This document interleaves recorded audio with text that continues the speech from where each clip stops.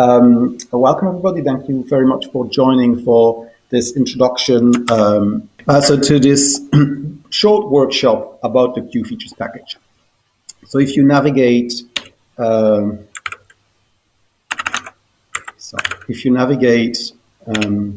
this page that I'm going to paste in the feed here, that is the kind of main page, the main resource for all the workshop material. And then if you browse at the very bottom, you'll find a link to the cloud RStudio instance that comes with all the pre-installed packages that you need to run the workshop.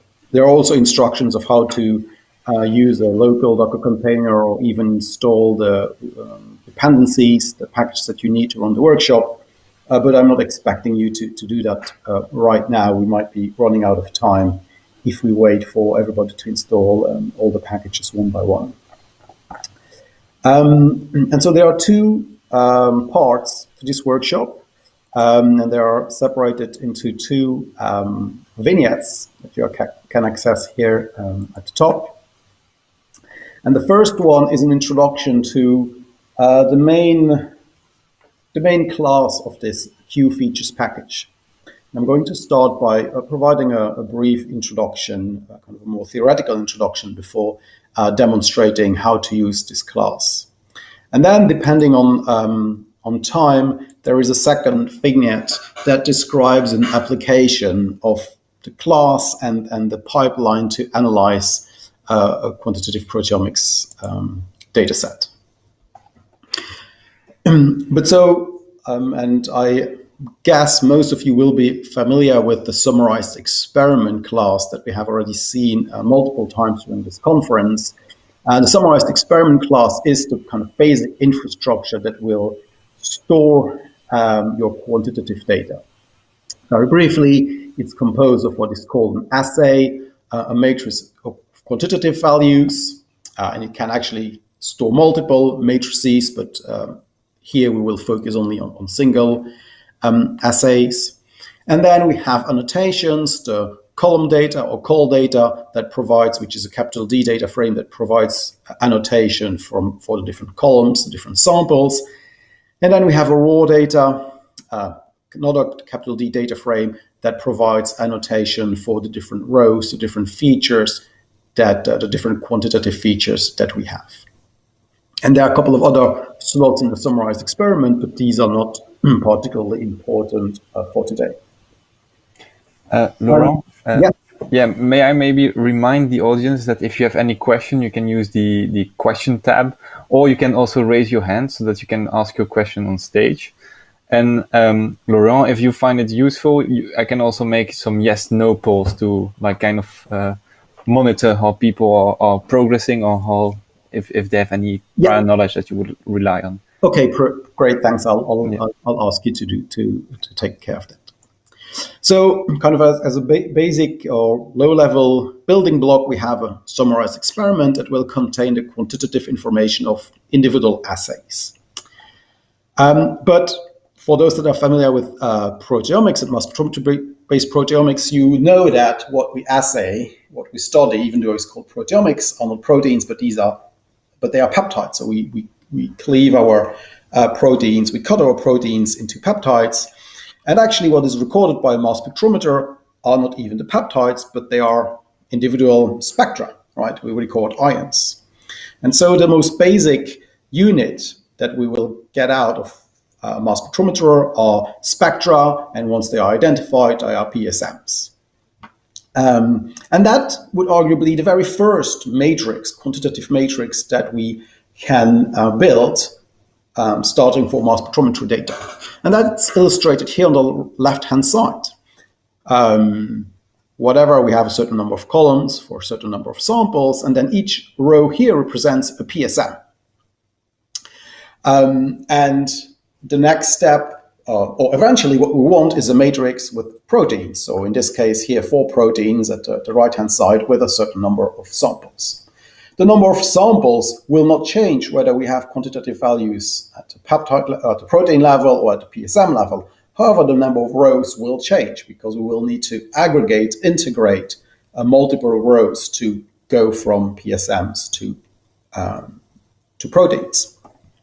And that's exactly what this figure here illustrates, where, for example, we could have a single PSM that encodes, PSMs would be on the left-hand side, that encode for a single peptide here in the middle, and that single peptide is the only evidence that we have for a single protein.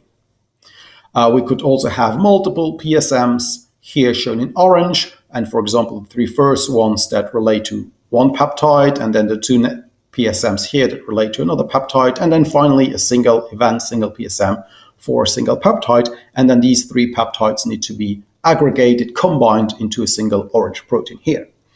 And this schematic representation is exactly what QFeatures does. It's a way to store multiple quantitative matrices at different levels, but also record the relationship between the rows, the features at the different levels. And so what I would like to start with now is to show you a real-life application of this QFeatures class, a very simple one to get started with. And so the first thing to do here would be to start to load the QFeatures class. And as you see, lots of red text here. That's because it relies on many other packages, including summarized experiment and multi-assay experiment. And just to get started with, I'm going to use a small data set. Okay, remove this for now. A test data set that is small enough for us to kind of look in detail what happens throughout the processing. And so if we simply type the name of that example data set, we see it's an object, an instance of class QFeatures that contains a single assay. That would be the very first level that I showed in the previous schematic. And so we can access the call data of feed 1, which provides the annotation. And in this case, we only have two samples, S1 and S2, that belong to group 1 and group 2. If we want now to access the quantitative data of this feature object, the summarized experiment, and in this case we only have one, we can do this with a double square bracket operator. As you have seen here above, the first and only assay or kind of building block of that QFeatures object is called PSMs. So we could also, different computer, different keyboard shortcuts. Here, call PSMs to extract the first level, the PSMs, the summarized experiment corresponding to PSMs. And once we do this, we can now extract the quantitative data. This is a summarized experiment, so we can use the classical accessor functions, assays to extract the quantitative values, and then raw data to extract the annotation of these different rows. So as you can see, it's a very small data set, 10 PSMs, 2 samples.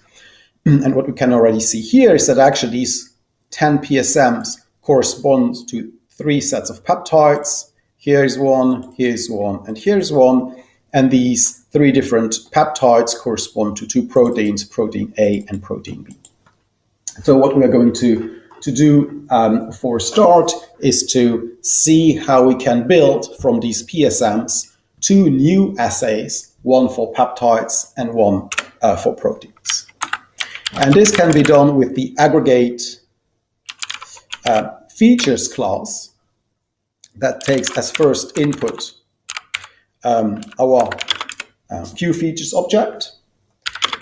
We need to tell it which of the existing assays, so in this case there is only one, should we take as first assay, the one that is going to be aggregated. We need to say that what annotation do we need to use for the aggregation. So in this case, it would be sequence, right? It's the sequence column here that defines which rows need to be combined. So for example, the 3 first ones here need to be combined into a single peptide. The 3 next ones for the next peptide, and the 4 last ones for the 3rd peptide. So that's defined with the fcol that defines a feature variable in assay PSM. We also need to say, well, we're going to create a new building block, a new summarized experiment, a new assay in this feat1 or in this new QFeatures object. So we need to give it a name. So we're going to call this new assay peptides. And then we also need to specify what summarizing or what aggregation function we need to use. And here I'm simply going to use colmeets. And I'm going to overwrite here my feat1 object. And now feat1 is still a QFeatures object, but it contains 2 assays. The first one, PSMs that we had at the very beginning, and a new one called peptides. And so we can now check the quantitative values of the second, the peptides assay. And these values here correspond exactly to, here, the column means. So if you remember the first, here, this peptide corresponds to these 3 PSMs, this peptide corresponds to these 4 PSMs, and this peptide corresponds to the first 3 PSMs. And indeed, 2 here corresponds to the mean of 1, 2, 3, and 12 corresponds to the mean of 11, 12, 13, and so on. So the aggregate feature function here does exactly this. It groups the rows in our initial assay and then applies this function to these respective rows to provide a new quantitative matrix, a new assay. Okay. And if we now also have a look not only on the new quantitative features, but the new annotation of these rows, the raw data, we see here that we have our peptide sequences, we have the proteins that are composed of these different peptides, and we also have the location information that we also had here at the PSM level. These kind of random variable here, var and the p-values, have been dropped because these are different for the different PSMs and are not relevant anymore at the next level. However, all the variables that are still relevant, that are invariant based on the peptide sequence here, have been maintained through the aggregation. So there is this .n new variable that was created that tells us that actually this peptide is the result of the aggregation of 3 features, also 3 rows at the previous level. This one was 4 and this one was 3. And so let's do the same thing now, a new round of aggregation. This time we start from the peptides assay. We want to group based on protein. The new assay should be called proteins. And just for a change here, let's use col medians to now update our feature feat1 QFeatures object that is now composed of PSMs, peptides, and proteins, exactly like we had previously. And just for the sake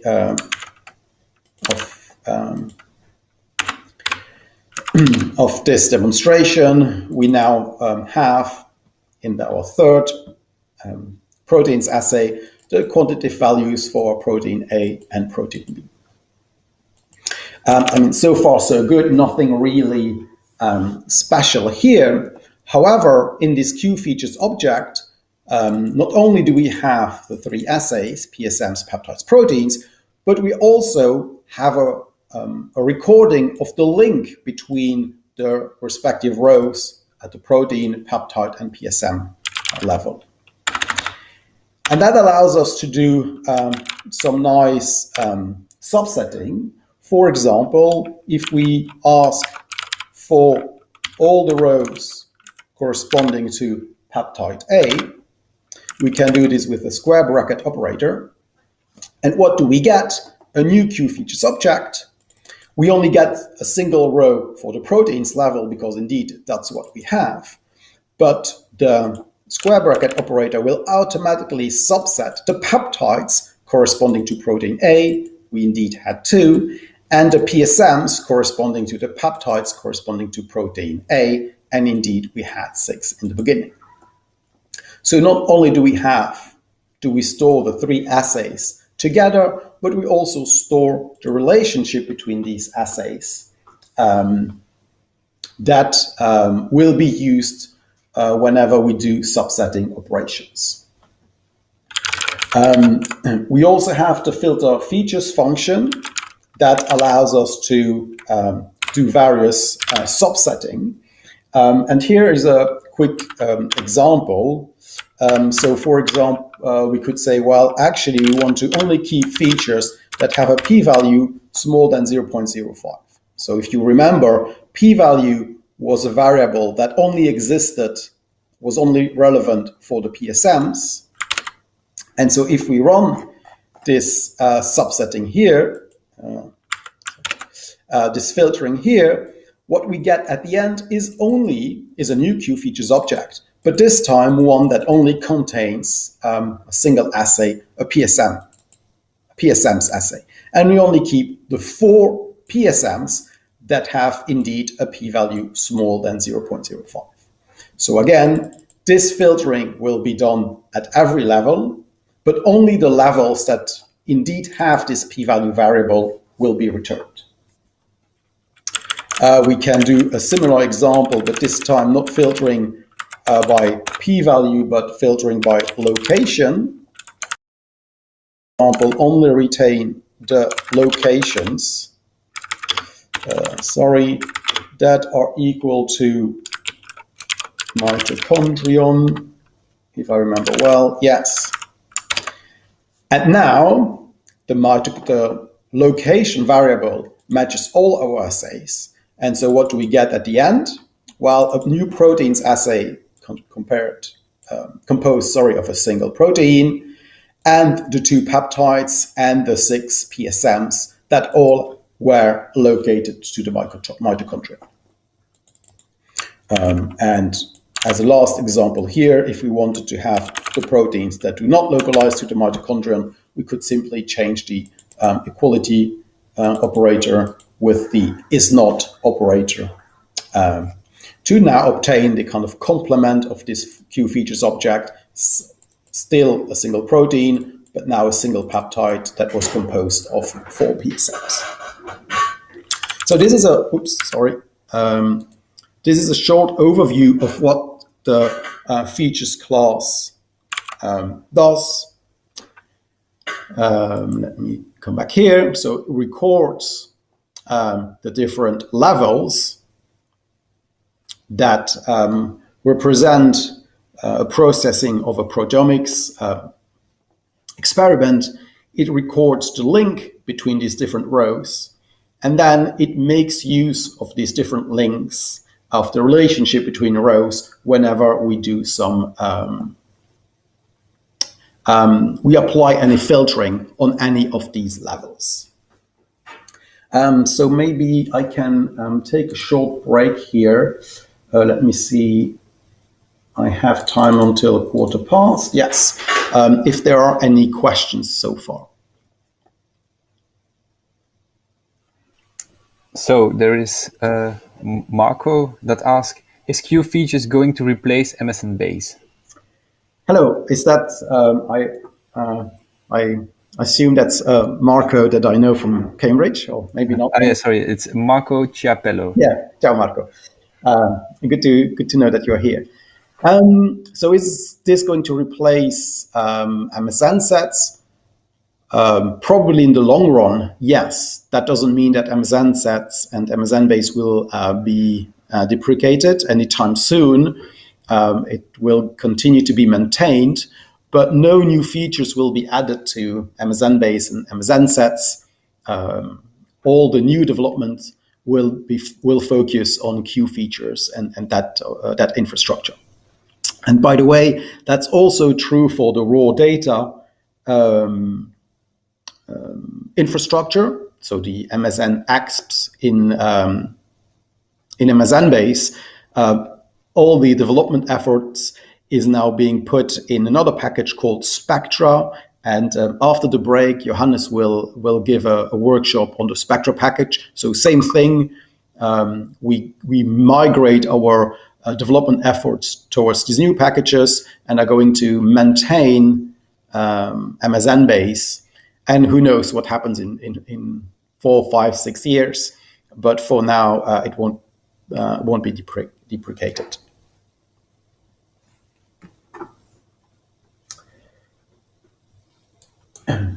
Okay, so I'm going to, unless there are any other questions, I'm going to move to the second vignette that illustrates kind of rather simple but still realistic analysis pipeline on quantitative data. And so what I want to illustrate is, and that's probably the most important aspect here, is how to create or how to start from a CSV file as produced by third-party software, like, for example, Protein Discoverer or MaxQuant. And then using this data, illustrate, well, how we can do PCA. I think that's pretty quite straightforward. Some missing data management, data cleaning, transformation, normalization, aggregation, as we have already seen, and then, depending on time, briefly mention some downstream analysis. But how to apply what we have seen so far on a very small and simplistic example, but this time using a real-life data set. And the real-life data set that I'm going to use is a subset of the CP-TAC study. So that's a spiked-in experiment, and we will use six samples out of this much bigger study. We're going to use the samples A and B, and they're actually also C, D, and E groups in that study. And these samples are all composed of a stable background composed of yeast proteins. That's kind of the yellow part here. So these are the proteins that are not supposed to change across this 5 conditions. And within this yeast background, a mix of human proteins, the UPS1 protein mix, has been spiked in increasing concentrations. And we are going to focus here on samples 6A and 6B. So let me move back here to my example script. And I might do some copy and pasting to avoid longer typing. But let's start by extracting or getting the CSV file, the tab separated file of this CP-TAC data.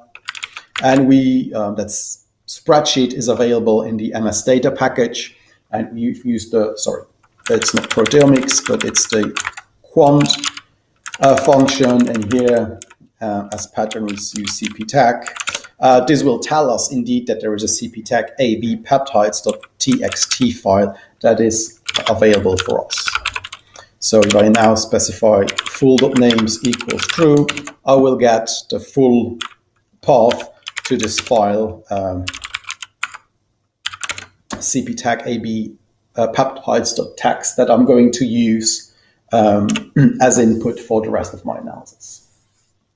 Now, let's have a quick overview of what is available in this file that I stored the path in the variable f.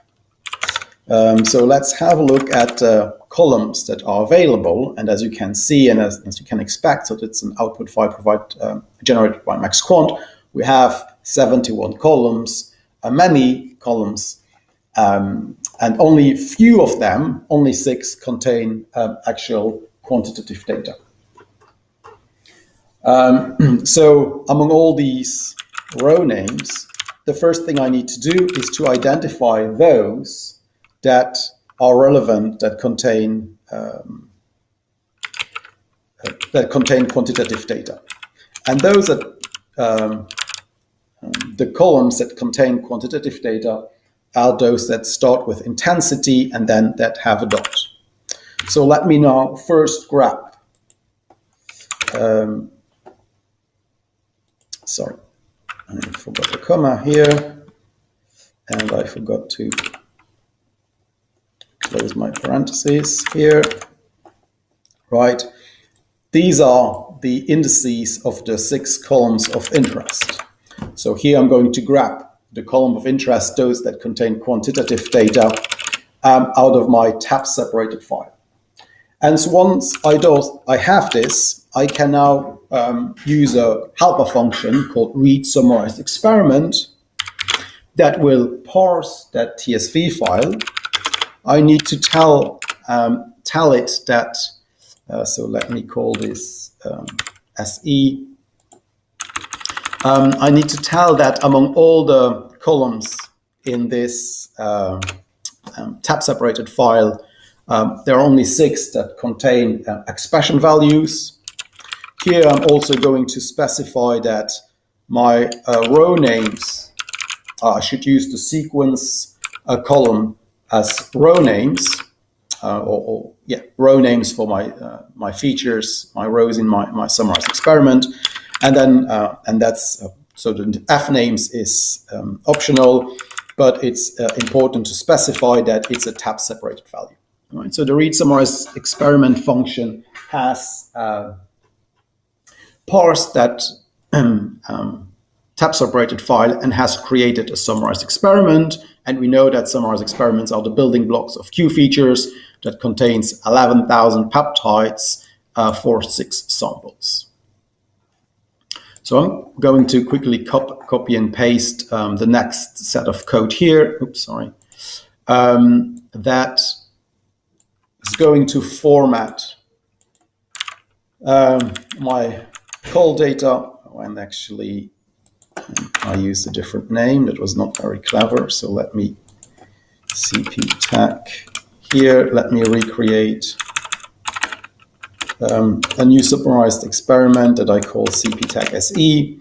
And here I changed my column names. Instead of being intensity, blah, blah, blah, I just want these column names to be called 6A789 and 6B789. And then I provide 2 sample annotations to group 6A and 6B, and then the individual sample identifiers. Just to have something that is cleaner. And actually, if we look at the raw data of this cp-tag SE, it's very crowded. We have lots of variables, and only a few are really useful here. So what I'm going to do is that I'm going to, again, copy and paste this and replace the raw data to only contain some of the variables of interest. Right. So here is my cp-tag summarized experiment. The actual data hasn't changed. I simply have updated the call names, added to call data, and reduced the raw data variables to only keep the 7s that are relevant. Okay. So the next thing I would like to do is to actually replace all the zeros,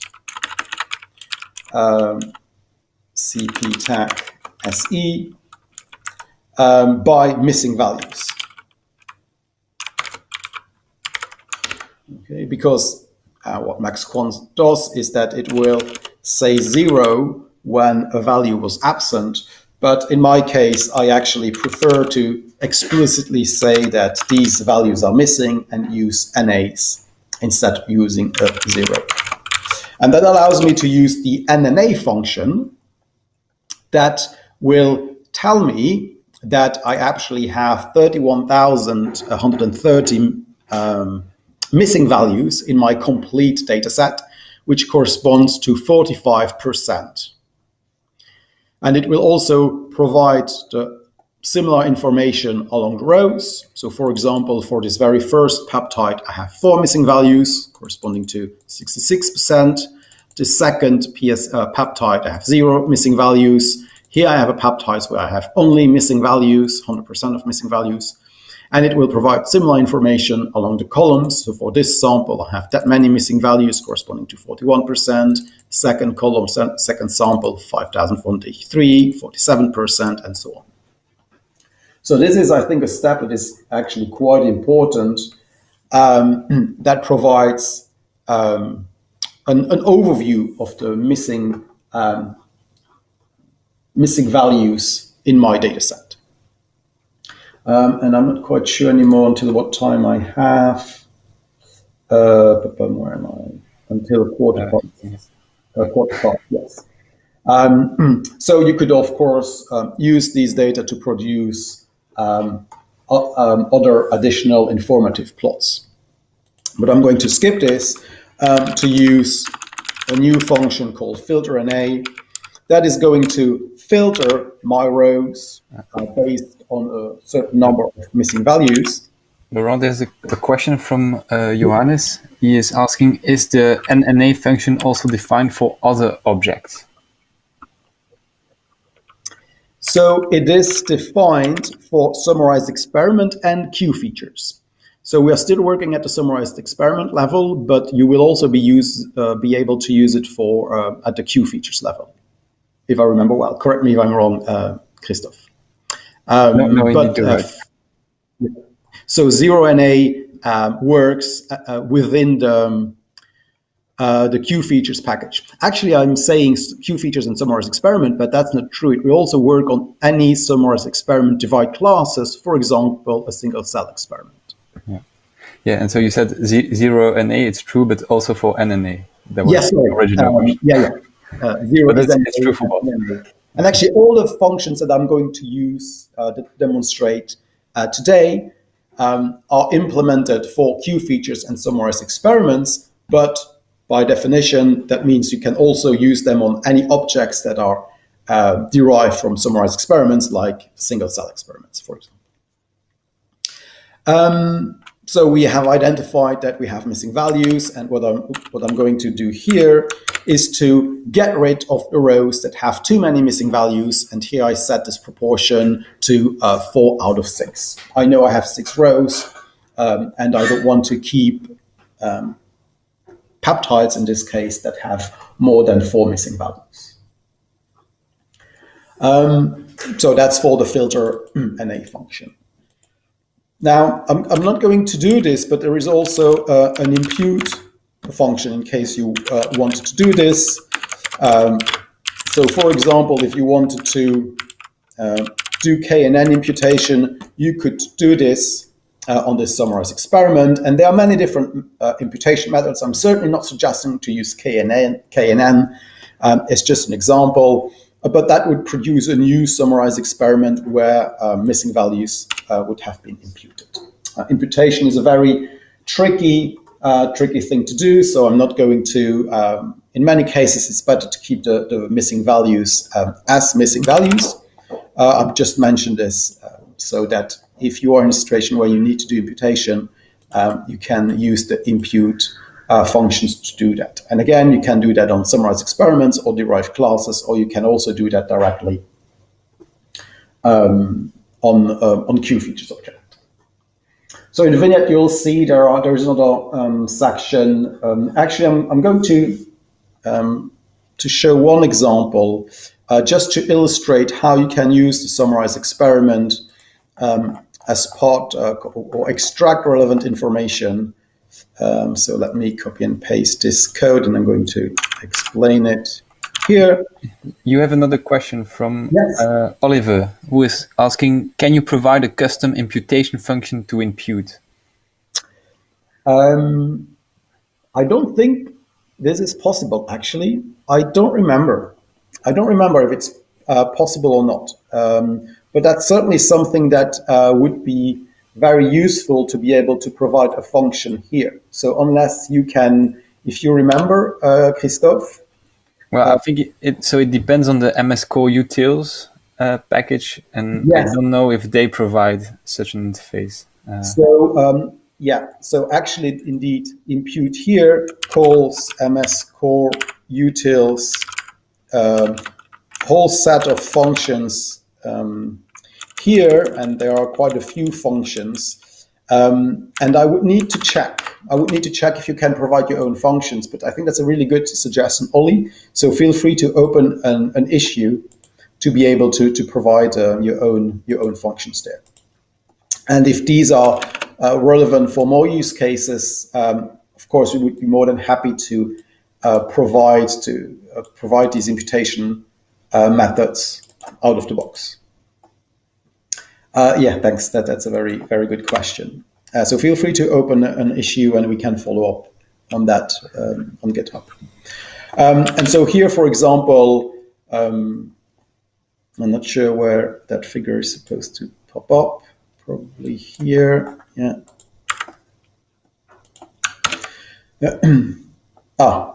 Of course, I need to tidyverse here, and also I want to load library grid R. Oops. Here. It's possible, of course, to extract, for example, here to raw data, and then pipe this and make it a table, and then pipe it into ggplot2, for example, if you want to use any of your standard data science tools. For example, here where we look at distributions of the scores and compare these distributions for the reverse and the actual database. So we still have a couple of reverse and contaminants in this data set. And so that, but before doing that, what I want to do is to create now a QFeatures object based here on the CPTech summarize experiment object.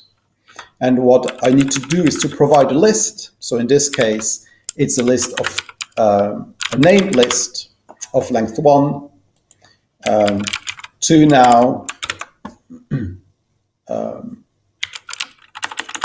use the summarize experiment and use it as a first level in a QFeatures object. And indeed, here we end up with 7,584 peptides. That's after the filtering for missing values. Okay.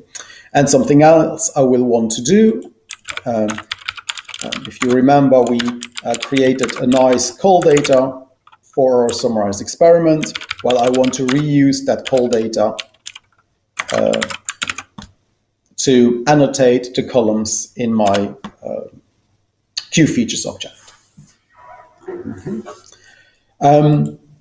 And so let me quickly copy and paste here to show you maybe a last useful example. So we have a QFeatures object. Here it is. And what I want to do is to pipe it into the filter features functions that we saw before, and use the reverse. Let me, if I look at QData, CPTech1, right? So among the feature variables, we have reverse that either tells us that this is a peptide that matched a reverse entry in our database, or whether it's a potential contaminant. Where is it here? Potential contaminant. And so we can pipe these filtering operations to further filter down our peptides in the QFeatures experiment. So I'm going to carry on here now, just in the interest of time. So we have a log transform or a normalized method that again takes a CPTech, our CPTech QFeatures. We need to tell it what I want to log transform the peptides feature, and I'm going to create the peptides assay, and I want to create a new assay called log peptides now. I want to normalize the log peptides and create a new assay that I will call log norm peptides. I want to do that using, for example, centering towards the median. You could also use quantile normalization or any normalization method that you want. And let me still copy this in the code here. Log transformation. So this is done in a couple of steps, but you could do all this with piping, and this now leads to a new QFeatures object that now has 3 assays: peptides, log peptides, and log norm peptides. And let me also quickly copy and paste this code here. That does the same thing as we had before in the small example. It's going to use the log normalized peptide assay, create a new one that is called here proteins MED for median normalization.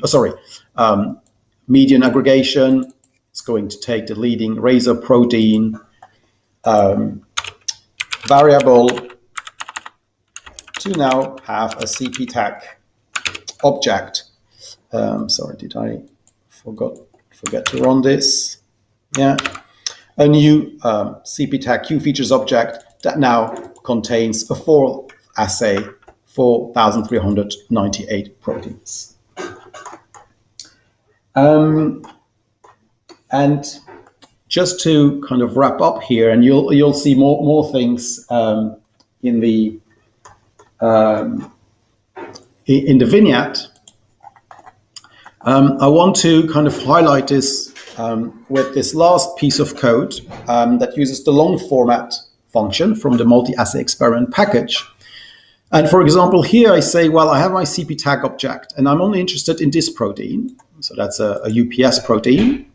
And I'm only interested to keep 2 out of these 4 assays, log normalized peptide intensities and the protein intensities, right? So what this part does is it uses the square bracket operator to extract the information for one specific protein, but not only at the protein level, but also at the peptide level. And among the 4 assays that I was interested in, I only want to keep the log normalized peptide intensities and the protein intensities. And using this, I feed this into the long format function from the multi-assay experiment, and this will transform my data from a QFeatures object into a long table that I can then now transform into a table, and then use kind of your standard tidyverse functions to create a plot here, which I think is a plot that illustrates the nice use case of QFeatures. And for example, here it gives us the protein intensities, or the intensities for that very specific protein, but of course also, and that's, that comes baked into the QFeatures object, the intensity profiles for all these peptides here that all but one, right, this line here, this color corresponds to protein, all the peptides here that were mapped to that specific protein. And so, for example, we see here that we have one peptide, can very easily identify that this peptide was only identified in our first sample. However, here we have not a peptide that was quantified in all the samples. Here we have a peptide that was only quantified in 2 samples. And we can also easily appreciate the variability that we have, variability in terms of missing values and the variability in terms of quantitation that we had in all the peptides that were mapped to this single protein. And with that, I would like to finish. There are additional illustrations of what you can do with QFeatures in the package, including here where I quickly use Limma to do statistical analysis. And here is by changing one little parameter in the analysis, we see that we can kind of substantially improve this, the result. We get this, and this is provided as an exercise. But yes, so that was my introduction for QFeatures. Other application of QFeatures are part of all the single cell proteomics data analysis that Christophe will be presenting tomorrow. So I see I'm slightly out of time, but I'm very happy to answer any questions if there are any. And before I finish, we have stickers. So here's a sticker for the QFeatures package. There is also a sticker for the Spectra package that will be presented by Johannes, and many more stickers, from MS Core utils, alpha mass spectrometry. So if you're interested in getting these any of these stickers, feel free to message me, and then I will make sure they get delivered to you. Thank you very much. Okay, there is Niels, maybe a last question. He asks, what is your opinion towards MS search engines? Yes, I do not have a strong opinion regarding your search engines. I use something that runs on Linux because that's my operating system of choice, and I prefer to use one that I can install and I don't need to pay for.